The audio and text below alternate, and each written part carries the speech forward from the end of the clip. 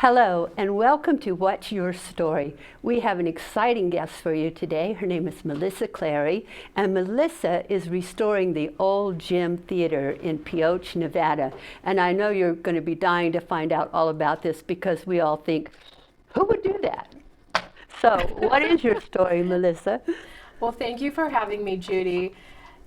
You know, everyone thinks I'm crazy because because I saw this movie theater. It had been closed for over 20 years. I had been going, it's 3 hours north of Las Vegas in the mountain town of Pioche, Nevada, which is on the eastern state border, bordering Utah.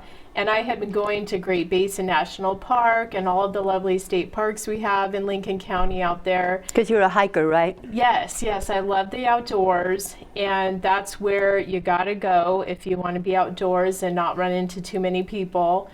And I saw this cute little main street. I had stopped for gas the first time. This was probably 15 years ago. And this lovely theater had a for sale sign on it and was closed. And every year that I went through that town, that for sale sign was still on it. And I always had that in the back of my head. Wouldn't that be cool if someone would restore that building and reopen it as a movie theater? And life happened, and I really hadn't gave it much thought.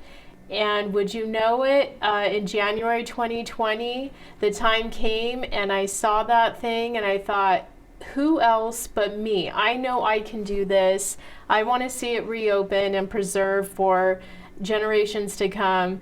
So I had a building inspection.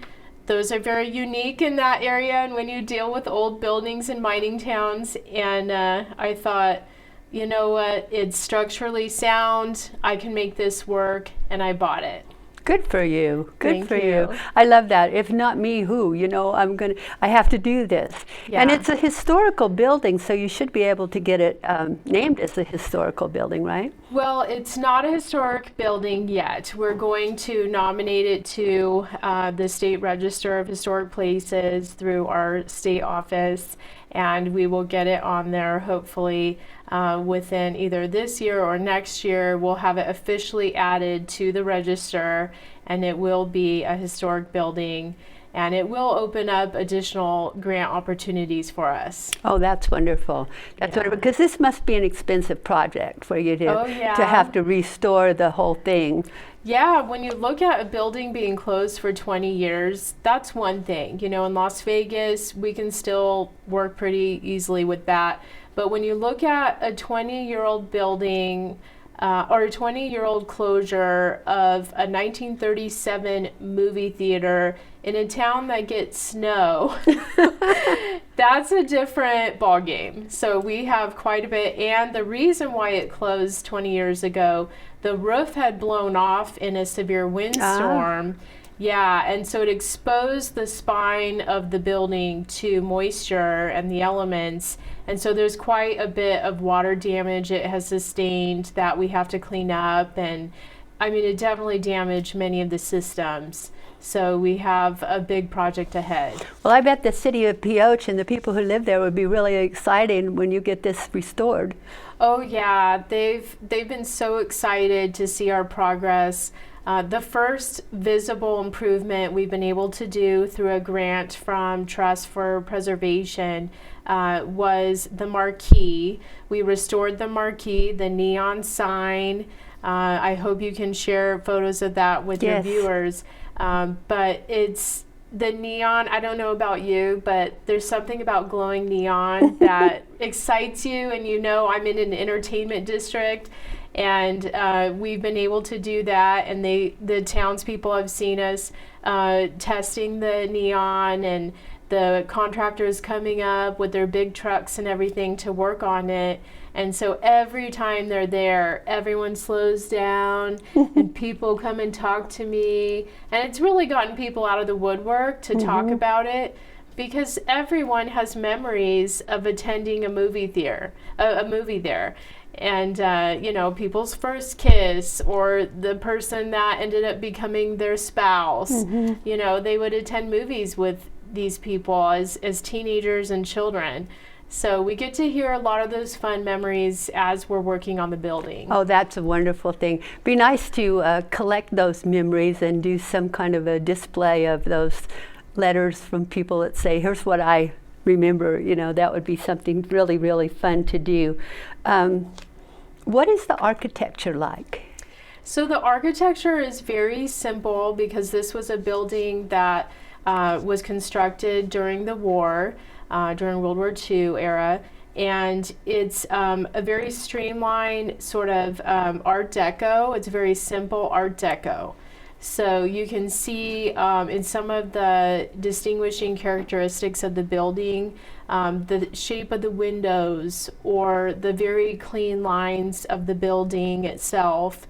Looking inside as you walk through the French doors that open up into the lobby, you can see the restrooms are actually a drop-down step into the restrooms, which obviously is not ADA friendly today. No.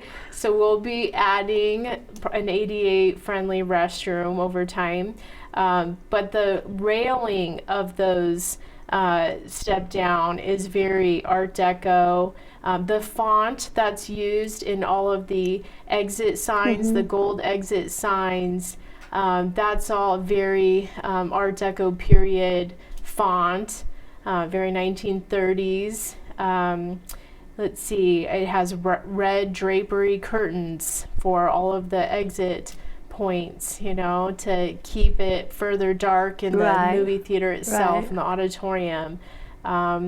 The linoleum that's in the concession area is rolled linoleum, and it has a very simple 1930s sort of floral pattern, a little floral pattern on the linoleum.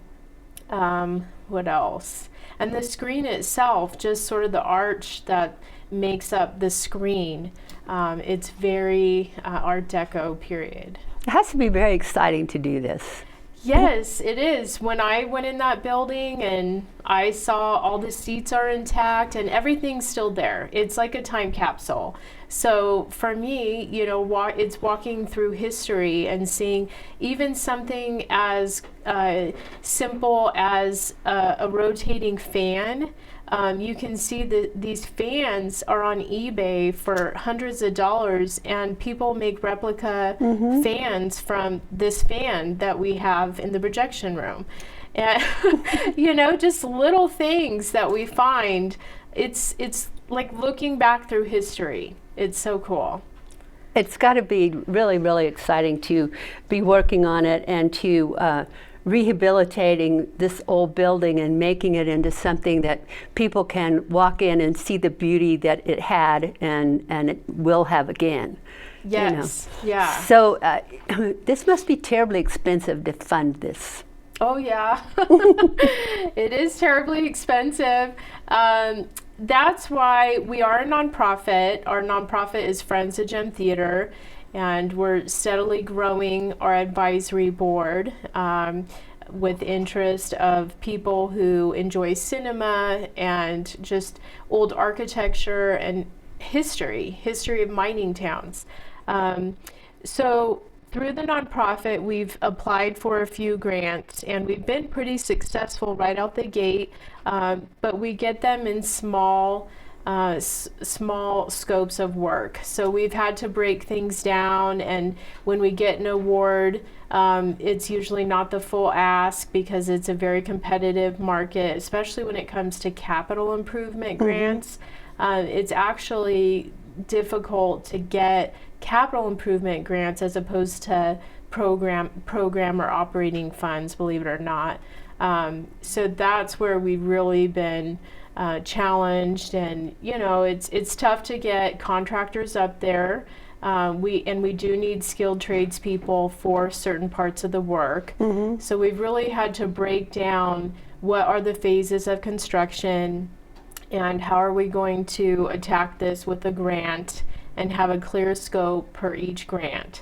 So we do that at the same time, and I do have grant management and writing experience, so that's partially why I knew I could take this project on, because I'm comfortable with jumping through hoops. So Good. So yeah, so I've been able to break down a grant and know the pieces of it I need to provide, and we've been successful with a couple that we've applied for so far. We also wanted to wait. We worked with Northwind Resource Consulting to put together a sort of roadmap on how we will break down the rehabilitation of the building. And they're experts in historic preservation, and they were extremely knowledgeable in looking at what is the historical period of reference we're going to go off of, because this building was built in 1937.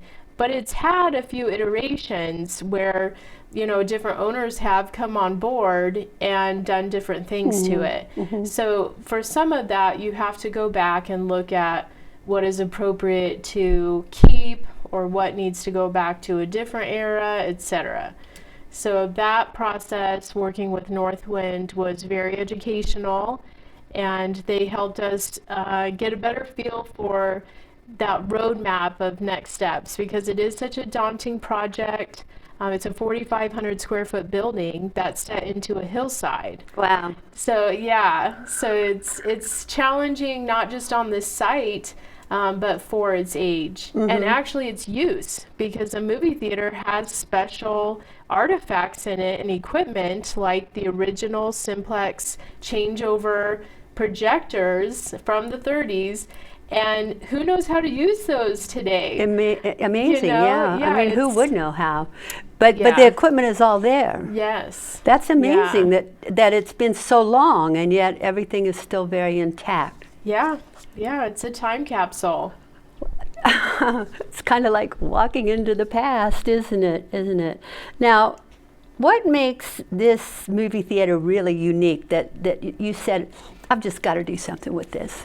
Yeah, well, really, the fact that it is a time capsule and it has everything in it, and just the beauty of its authentic architecture and the furniture and fixtures and equipment that's in there, the seats, when you see the rows of the old seats, you know, they might be a little tight for some of our modern bodies to fit into, but refurbishing those things and bringing them back so that they have modern appeal as well.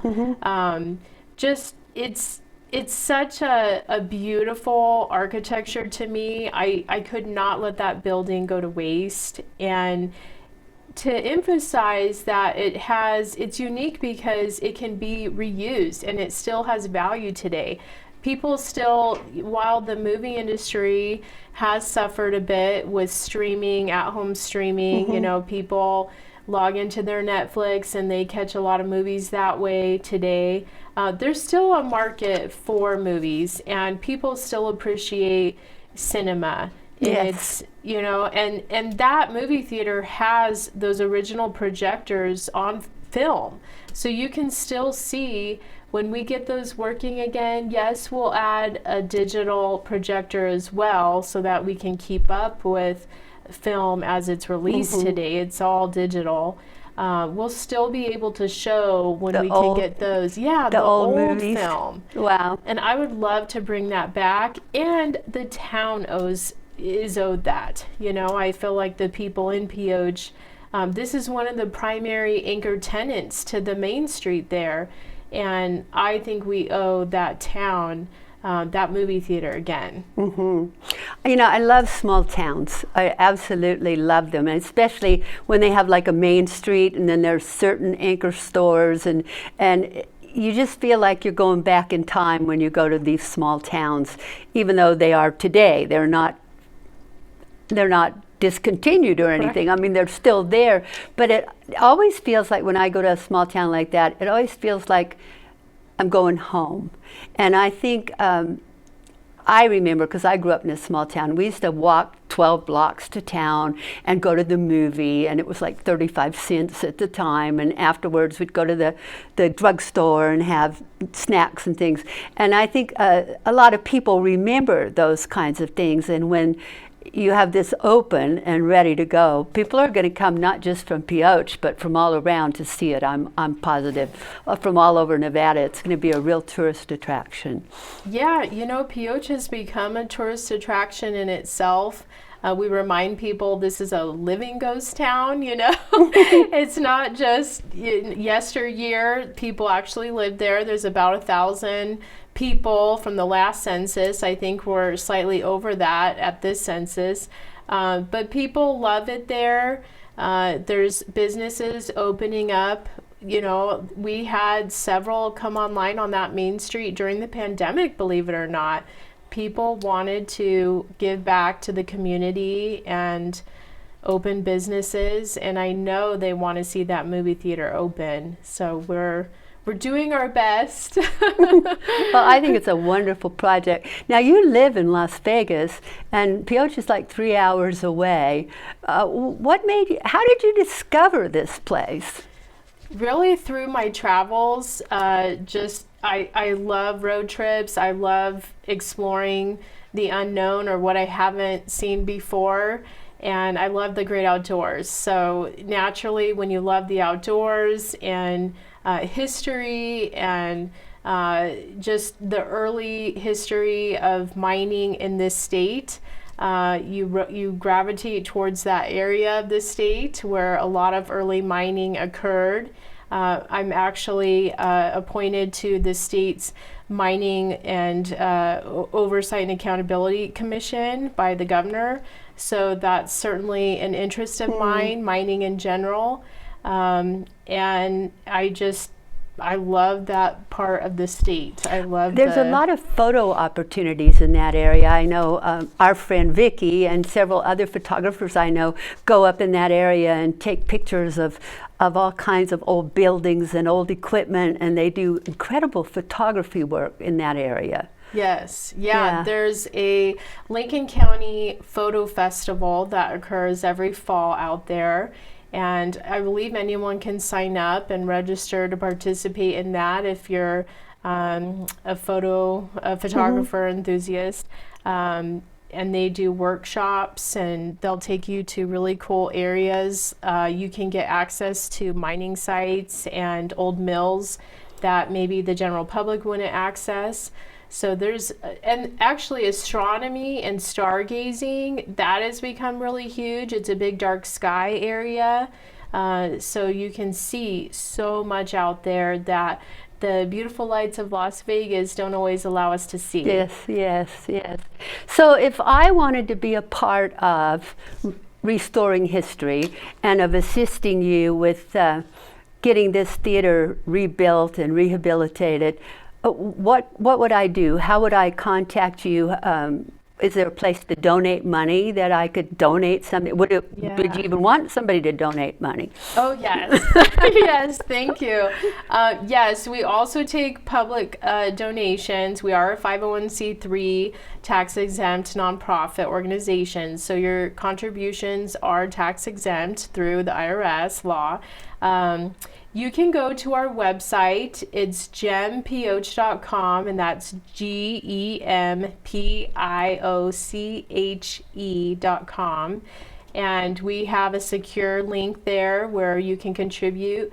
We're on Facebook and Twitter and Instagram at gempioche handle, and you can find us there. You can reach out to me if you have more questions about what we're doing.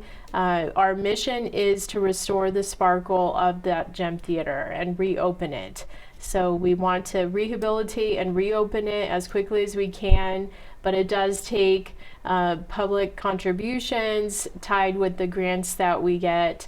Often the grants we receive require a matching amount. So we've heavily relied on some of those donations to match because we can only contribute so much of our own money over time. Yeah. So those donations really help. And we do want to think of a fun way to honor people and their donations on the property itself. So we'd love to be able to not acknowledge people, whether that's a plaque or a brick in the sidewalk or something.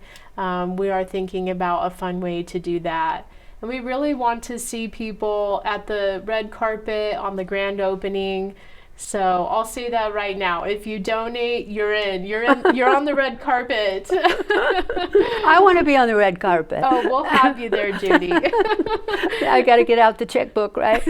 Please. Okay. Okay. What else should we know about the theater and about the project?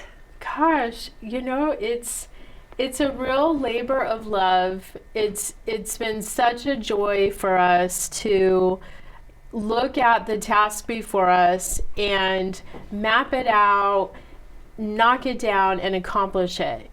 So when sometimes we get these challenges, and if we put it out there, I feel like people are always coming to us with a solution and offering support. So that is something, Pioche has its biggest event throughout the year is our Labor Day over Labor Day weekend. Mm-hmm.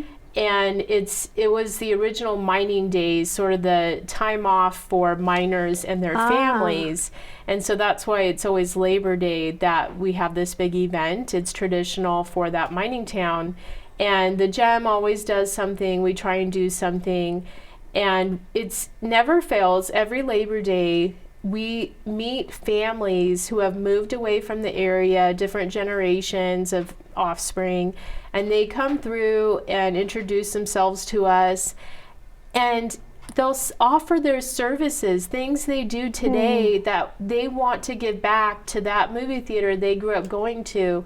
And we actually had that a couple Labor Days ago. Someone introduced themselves, and they were a civil engineer. And we thought, well, we don't really have anything coming up. He gave me his card, and wouldn't you know it, a couple years go by that we've been on this project, and we needed something that he could help with. And I reached out, and he grew up there, his family, they had a market on the main street. They had the general store. It's the Horlocker family out of Panaca. And this engineer, he graciously came up with his son, and they helped do a site survey that we needed on the property. And I would never have that on another project. Someone who just offers their services and jumps at the chance to be a part of that rehabilitation. And that, to me, makes this project so special, because it's not just a corporation coming to save the day and it's individuals. Yeah, it's the individuals who are adding to the nonprofit and offering their services in kind, and everyone stepping up to say, we're going to get this open again. And it's been more of that community movement that I think really makes this movie theater so special. Because it's a gathering place for those people. Right. And they want to enjoy it. And that's why I created the nonprofit, and it's not going to be my own personal venture, because it's for the people. It's the people's movie theater, and I want them to enjoy it. It sounds wonderful. It sounds Thank wonderful. you. I'm so delighted to be a tiny part of it by having you on this show, and asking people, that if they are interested in the restoration of history, to maybe make a donation. Even a small donation would be helpful, right? And yes, so, thank you. Yes. So if you are interested in this, go to the website, to jimpioche.com, and take a look at what Mellisa and the rest of the team are doing up there, and see about becoming a part of it. It's very exciting. I'm just amazed that a young girl like you would take on a project like this. I mean, I'm fascinated. I don't know if I would have the courage to take on that kind of a project. It's a big project. And so please check it out and let Mellisa know that we're supporting her. And if you do happen happen to get to Pioche, certainly go by and take a look and introduce yourself to people, because Pioche is a very interesting little town, and I love it up there, and I know Mellisa does too. And so join us there. And thank you for joining us here today. Thank you for being here at What's Your Story. And you definitely have an interesting story, and we want to have you back in about a year and see what progress has been made. Would you do that? Yeah, challenge taken. Yes. Okay, great. Thank you for joining us. We'll Thank see you you. again next week. Heck of a week, huh? Yep, it's been busy. Yep. What do you got to plan for the weekend? Well, I'm going to relax. I'm going to go to Laughlin, Nevada. Laughlin? You're going to Laughlin. Laughlin to relax? I am, because I discovered this incredible art gallery in Laughlin. An art gallery in Laughlin. Yes, no one would suspect that there's one of the best art galleries on the West Coast, right in Laughlin, Nevada. No kidding. Yeah, it's the Florida Greco Fine Art Gallery. She has over 70 artists that display their work there. I mean, there is work that you could buy for your home, for your office. It's amazing. There's every kind of thing, from abstracts, realism, stained glass, sculptures. It's fantastic. How big is this place? It's huge. Really? It's huge. And it's like several stores all turned into this one big gallery. Wow. And now I am going to be displaying my art, because I got so excited about it that I wanted to know how I could be included, and she made me show her what I'd done, because Right. she only takes what she considers to be the best artist. So I showed her my work, and she said, of course. So now I have one wall about 10 feet with all these paintings hanging there. Wow. And I'm excited to have my art as a part of the other quality artists that are there. That's amazing. Yes. So it's the Florida Greco Fine Art Gallery in Laughlin, Nevada. Yeah, it's in the little shopping center there. Really? Yeah. They have a shopping center now? Of course. I haven't been yes. to Laughlin in so long, and it's so close. Yeah, it's only an hour and 15 minutes, but Laughlin's grown up. It's a little city now. It's got a lot of hotels and a lot of places where you can eat, restaurants, and it's got places where you can stay. And in fact, I'm going to be teaching some art workshops there, so I'll be going down and doing like 2 to 3 days at a time. So I'll just stay over in one of the hotels and teach my workshop 3 days in a row or 2 days in a row.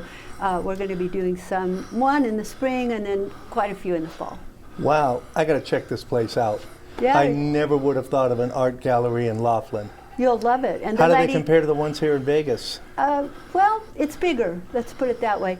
Bigger than the galleries we have here? We have a couple of very nice galleries Right. here, but this one is much bigger. It has a lot more artist display. I don't know if more artists are a part of it, but there's more work displayed because Right. the space is so big. Yeah. And it's really beautiful.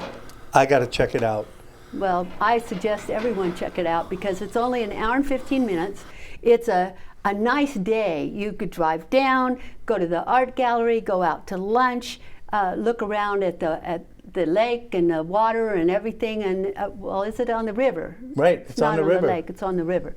And then turn around and come back, and it's just like a nice day trip. You don't even have to take the whole day. You can do it in a half a day. Nice. Well, you heard that. Check it out. Florida the Greco Fine Art Gallery in Laughlin, Nevada.